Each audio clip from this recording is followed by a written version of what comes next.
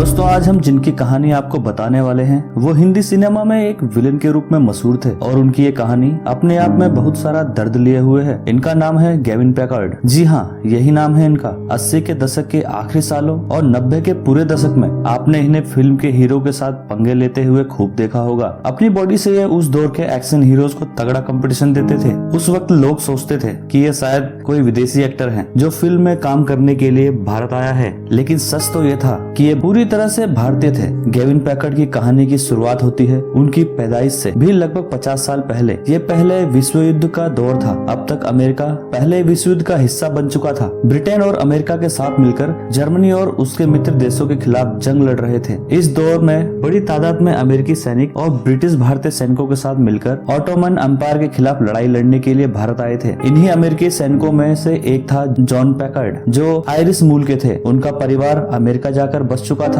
अमेरिकी सेना के साथ जॉन पैकर्ड भारत आए और फिर जंग खत्म होने के बाद अमेरिका वापस लौटने के बजाय भारत में ही बस गए। जॉन पैकर्ड के बेटे अल पैकर्ड की परवरिश भारत में ही हुई और अल पैकर्ड ने एक भारतीय लड़की से शादी की। अल पैकर्ड के ही बड़े बेटे गेविन पैकर्ड, जिनका जन्म हुआ था मुंबई के कल्याण में 8 जून सन 1964 को। गेविन के अपीयरेंस और इनकी दमदार बॉडी से प्रभावित मुंबई के कई प्रोड्यूसर्स और डायरेक्टर्स अपनी फिल्म में इन्हें लेना चाहते थे। गेविन को भी फिल्मों में दिलचस्पी थी, सो उन्होंने आर्यन नाम की एक मलयालम मूवी से अपने फिल्म करियर की शुरुआत भी कर दी। ये फिल्म 1988 में रिलीज हुई थी और इस फिल्म में गेविन को किसी ने शायद ही नोटिस किया हो। इसके अगले ही साल गेविन ने बॉलीवुड में डेब्यू किया फिल्म इलाका से, लेकिन गेविन इस फिल्म में नजर आए सिर्फ एक छोटे से सीन में। इसी साल गेविन फिर से नजर आए सुपरहिट फिल्म त्रिदेव में, लेकिन इस फिल्म में भी गेविन एक छोटे से रोल में ही दिखाई दिए। इसके बाद से गेविन को फिल्मों में विलेन के हैचमैन के रोल मिलने लगे और गेविन भी बिना झिझके ऐसे रोल करते गए। गेविन ने अपने फिल्मी कैरियर में कई सुपरहिट फिल्मों में काम किया, जैसे कि जुर्म,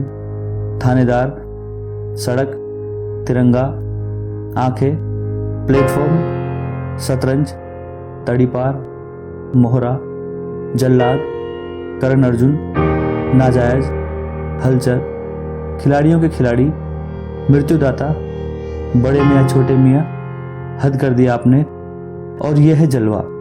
अपने फिल्मी कैरियर में गेविन ने लगभग 59 हिंदी फिल्मों में काम किया, 9 मलयालम फिल्मों में काम किया और एक तेलुगु फिल्म में काम किया। गेविन ने अपने दौर में हर बड़े एक्शन हीरो के साथ काम किया, लेकिन गेविन को कभी भी बेहतर रोल नहीं मिले। कहना चाहिए कि किसी भी डायरेक्टर ने गेविन की प्रतिभा का सही इस्तेमाल ही नहीं किया, वरना ऐसा नहीं है कि गेविन में एक्टिंग की प्रतिभा नहीं थी। गेविन एक बढ़िया अभिनेता थे और इनकी एक बानगी देखने को मिलती थी। मलयालम फिल्म सीजन में गेविन पैकर्ड की जिंदगी के आखिरी दिन बेहद मुश्किलों में गुजरे थे। उन्हें फेफड़ों की बीमारी ने अपना शिकार बना लिया था और उस बीमारी के चलते उनकी हालत दिन ब दिन खराब होती जा रही थी। दोनों बेटियां भी काम के चलते विदेशों में थी। बुरे वक्त में इन्हें फिल्म में काम मिलना भी बंद हो गया था और इनकी माली हालत बेहद खराब होने लगी। गेविन अपने छोटे भाई डेरिल पैकर्ड के साथ घर आए। गेविन की बीमारी दिन ब दिन विकराल रूप लेती जा रही थी। आखिरकार 18 मई 2012 को गेविन के शरीर ने हार मान ली और गेविन इस दुनिया से हमेशा के लिए विदा हो गए। गेविन की मौत के कुछ समय के बाद सुनील शेट्टी एक मीडिया हाउस से बातचीत में गेविन को याद करते हुए कहते हैं, जब मुझे गेविन की मौत की खबर मिली थी तो मुझे बहुत बुरा लगा था। वो मेरी शुरुआत की लगभग हर फिल्म में था। ये गेविन ही था जो संजय दत्त को बॉडी बिल्डिंग में लाया था, परंतु वह बहुत अच्छा आदमी था, लेकिन प्रोड्यूसर्स से पैसे मांगना उसको नहीं आता था। मैंने और गेविन ने काफी दिनों तक साथ में ही बॉडी बिल्डिंग की थी। वो बॉडी बिल्डिंग पायनियर था। वो हर मसल के बारे में अच्छी तरह जानता था। उन्हें मालूम था कि बॉडी बिल्डिंग के दौरान क्या खाना है क्या नहीं। कोई भी एक्शन फिल्म हो, आप बस गेविन को याद कर लीजिए और गेविन हाजिर हो जाता था। अपने पिता को याद करते हुए गेविन की बेटी